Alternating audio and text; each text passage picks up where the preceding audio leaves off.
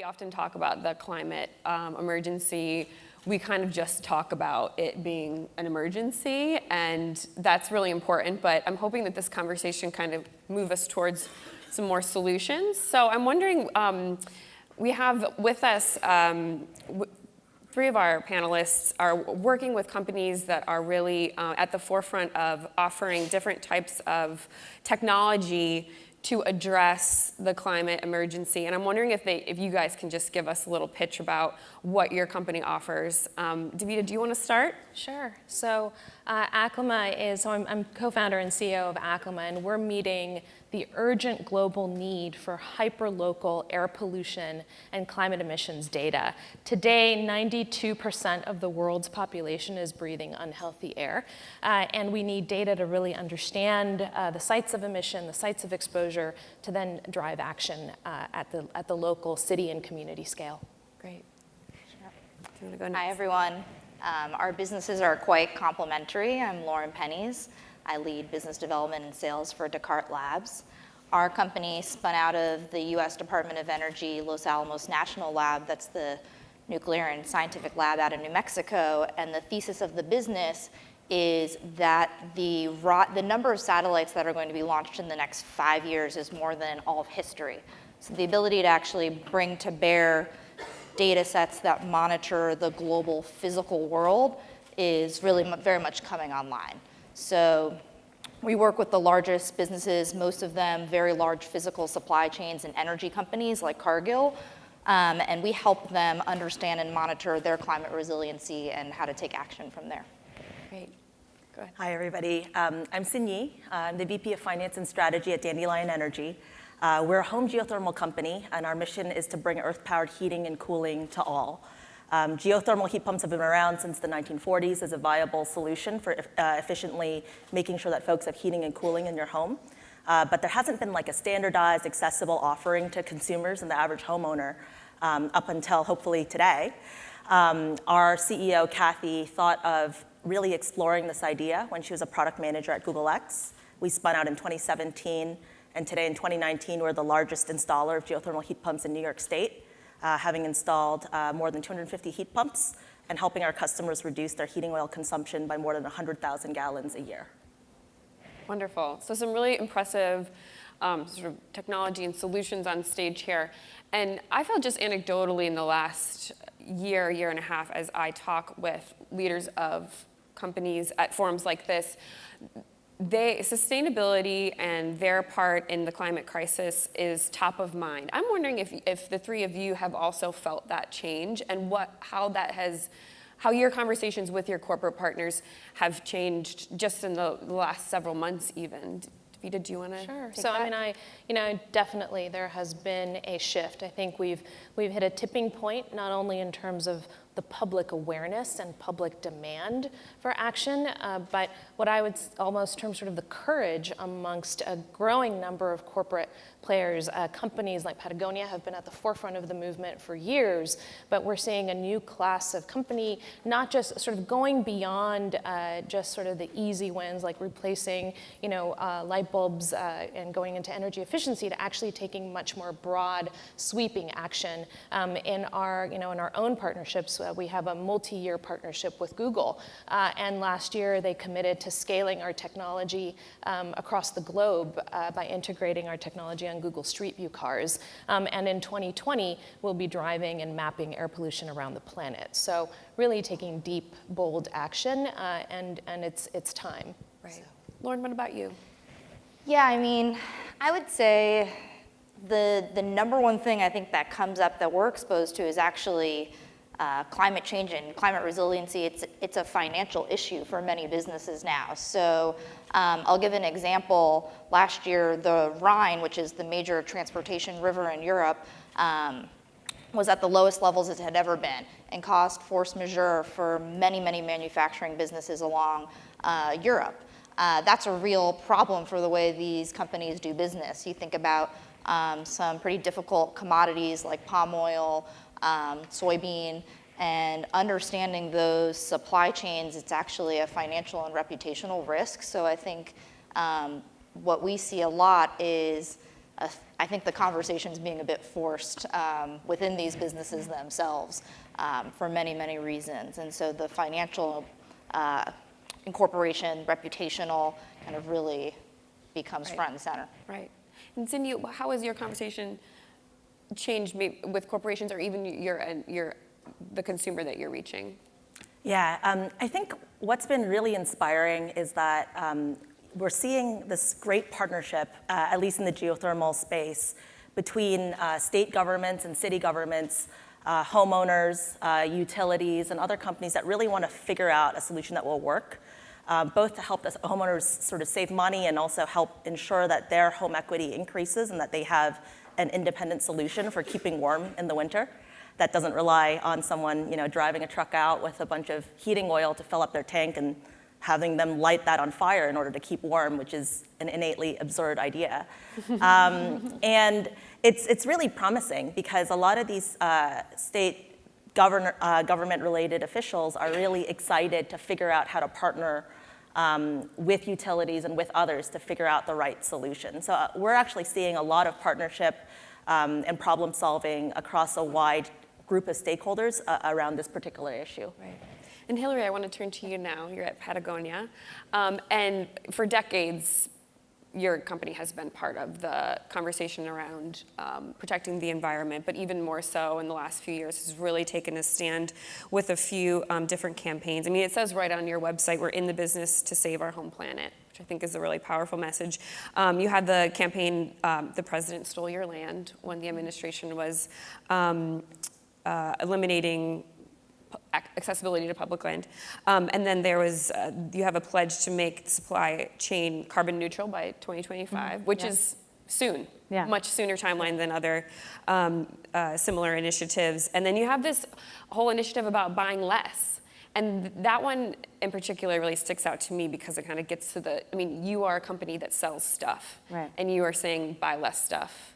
So can you just talk us through how you think about sort of that purpose of Patagonia and what it has meant for your bottom line? Yeah.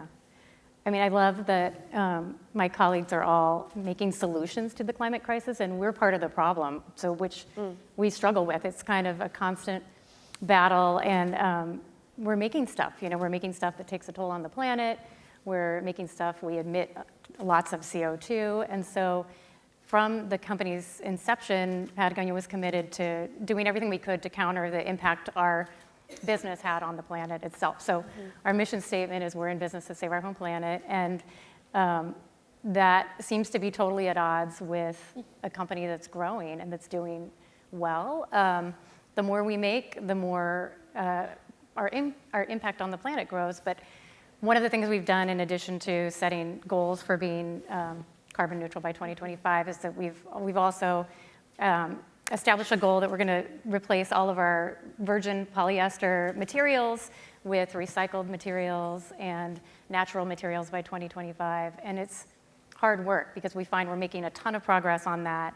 And then even as we do, our sales are growing and our overall footprint is increasing over time. So, and we're going to keep working hard to minimize our impact as much as possible every day. And as we do that, we see, Greta spurred what was, has been this incredible movement, climate activists all over the world demanding action from not only their governments, but businesses. And every time in the course of Patagonia's history, we've made a decision that put the planet first. It's also been good for sales. So we hope that's an example for other companies to do the same and just to incorporate how every business decision that we make has an impact on the planet and the people in it. Right. And it's not easy. Right, yeah, definitely. Yeah. And I think it was last week that Patagonia opened its first secondhand pop-up store, which was interesting.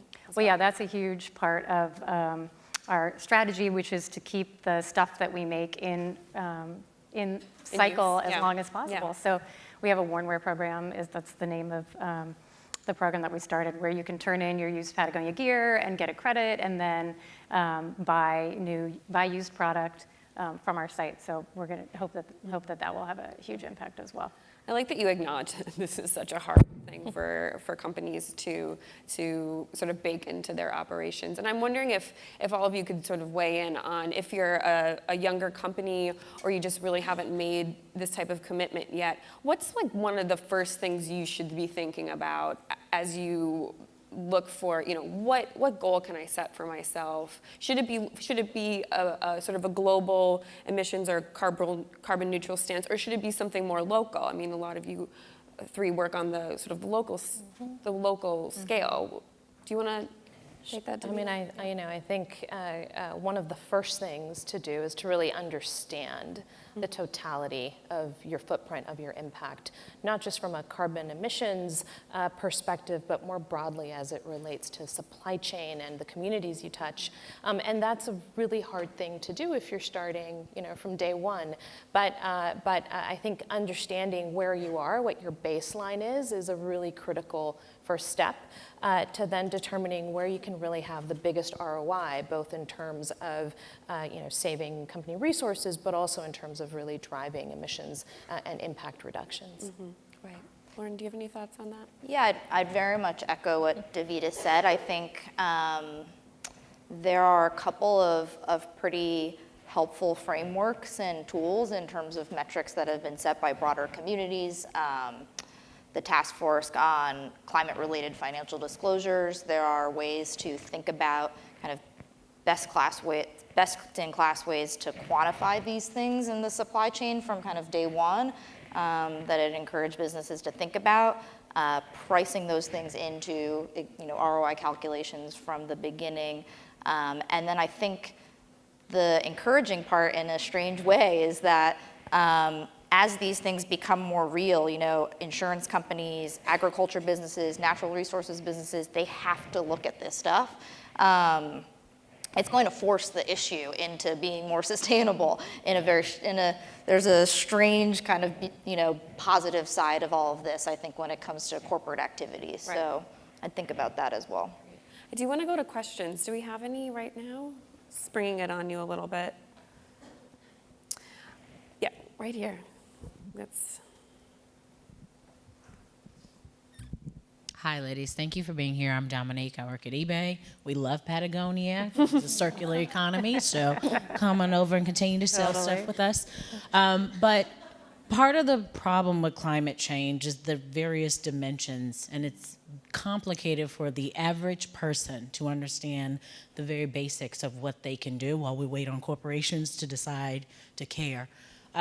Where can the average person go to really learn about what they are doing and the solutions that they can provide? Where can we self-educate?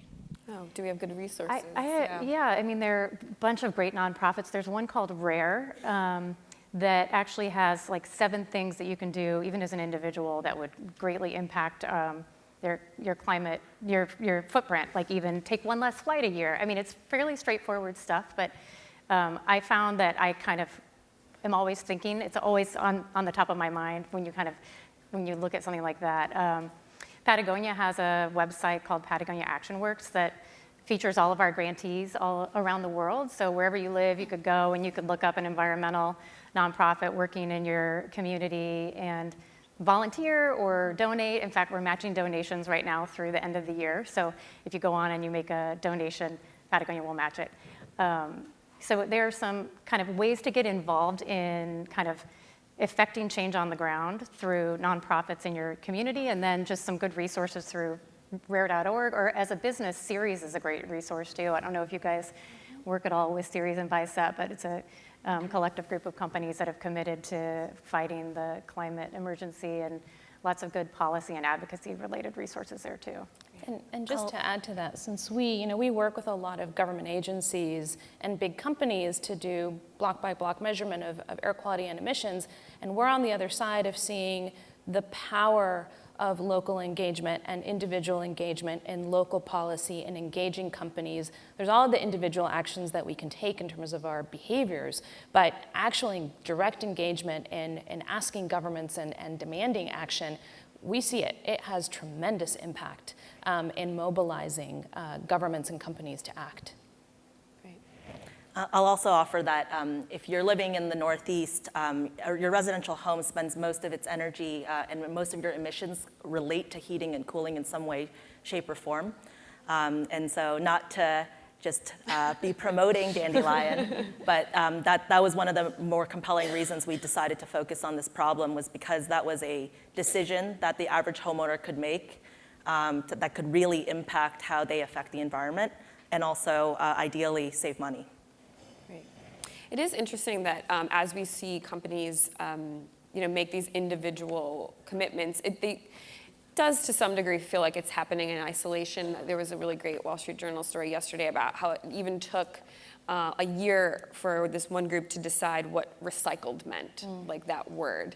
And I'm wondering what business leaders can do about coming together on the issue and not just, focusing on your own corporate goals, but on the collective effort that we all need to make. Sure. I mean, one area where we've been really impressed, it just happened last week, where companies are directly engaging in asking government to act, because there's things that companies can do, but as companies, we need government to set policy that defines a level playing field where we can all engage and engage in building businesses. And so last week, prior to the COP, a coalition of United States CEOs came together to demand that the United States stay in the Paris Climate Agreement. And so those are the kinds of moments when companies show up this way and company leaders show up this way that can have really profound impact also. Right.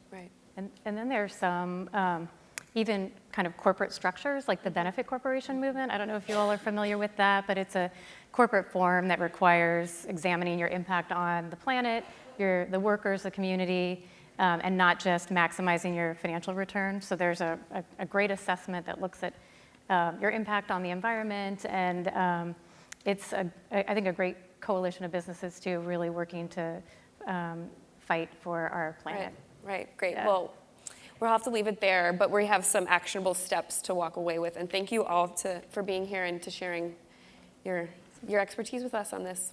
Thank you.